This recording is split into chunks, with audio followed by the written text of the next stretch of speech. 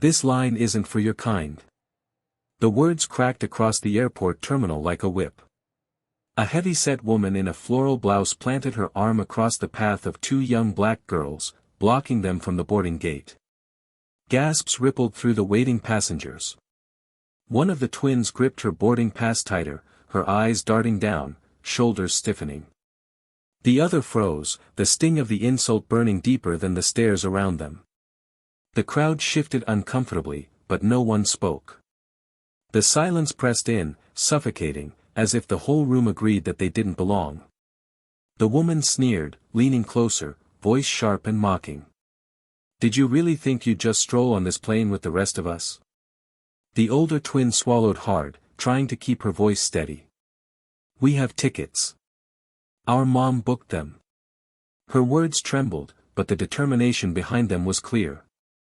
The woman laughed, a harsh sound that echoed through Zone 3. "Sure she did. And I suppose your mom's some kind of diplomat too?"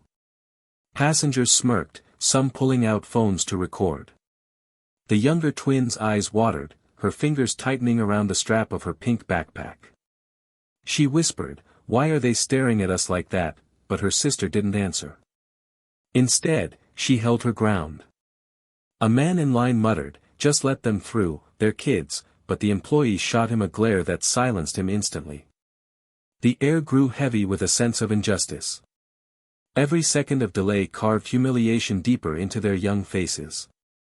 The older twin's hand shook as she reached into her pocket. She hesitated, hearing her heartbeat pound in her ears.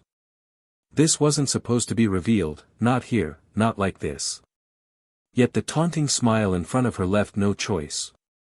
The terminal seemed to tilt as the girl's small hand pulled out a leather case. It snapped open with a sound that cut sharper than the insults. Inside gleamed a badge, CIA, clear as daylight. Gasps ripped through the crowd. The woman's smirk faltered, draining into disbelief. That can't be real," she stammered, her voice suddenly brittle. The older twin's eyes locked on hers, steady now. "It's real. Our mom is CIA. She sent us here, and you just tried to humiliate us in front of everyone." The younger sister, trembling but brave, added, "You said we don't belong. She's the one who keeps this country safe." Phones rose higher, recording every word, every flicker of the woman's collapsing confidence. A gate agent, who had stood silent until now, finally cleared his throat, face pale. "Ma'am, you need to step aside." The silence that followed was suffocating, but this time it wasn't on the girls. It was on the woman, trapped in the weight of her own prejudice as the badge shone like a mirror of her shame. The woman stumbled back a step, her voice reduced to a whisper no one cared to hear. The passengers who once looked away now glared openly, some shaking their heads in disgust. The gate agent motioned the twins forward, his tone careful, almost reverent. "Go ahead, young ladies. You're clear to board." The girls walked past slowly, their small shoulders squared, holding each other's hands as if the world couldn't push them down anymore. Behind them, the murmurs grew into open condemnation. "Shameful. They're just kids. Unbelievable." Every word landed on the woman like stones.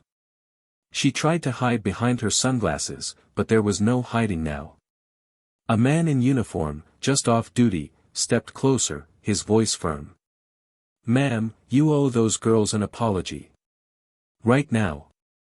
Her lips parted, but the only sound that came was silence, the kind that reveals guilt louder than words. As the twins stepped onto the jet bridge, the older one paused and glanced back. The badge still rested in her hand, but she didn't raise it again. She didn't need to. The sight of her calm, unblinking eyes was enough to silence the last whispers. For the first time, she didn't feel invisible, she felt seen. The younger sister squeezed her hand, whispering, "Mom would be proud." Inside the terminal, the woman finally dropped her gaze, her earlier laughter replaced by a face heavy with shame. No one comforted her. The crowd had already chosen which side justice stood on. The girls disappeared onto the plane, leaving only the echo of truth behind. What began as humiliation ended as a reminder: prejudice always collapses when confronted with dignity and truth.